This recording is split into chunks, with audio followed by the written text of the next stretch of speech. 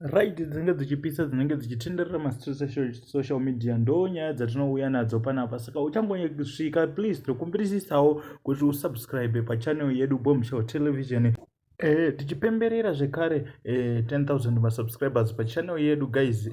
Pane promotion 50% discount kunge uchiadvertisa business rako panapa pachannel yedu. Ende kune vese vanoda kubatsirwa matambudziko akasiyana-siyana nenzira yechivanhu, batai profit munisi panhamba dziri pascreen idzo. Mungoitirwa munyati wacho mwafonera the most humble and cheap sekuru wandakaona right now muHarare pamatara au nezvese zvamungada kubatsirwa. Alright, nyaya ndauya nayo inyaya yemukadzi uyo. Ndofunga muri kuona pane vhidhio randida kukuratidzai.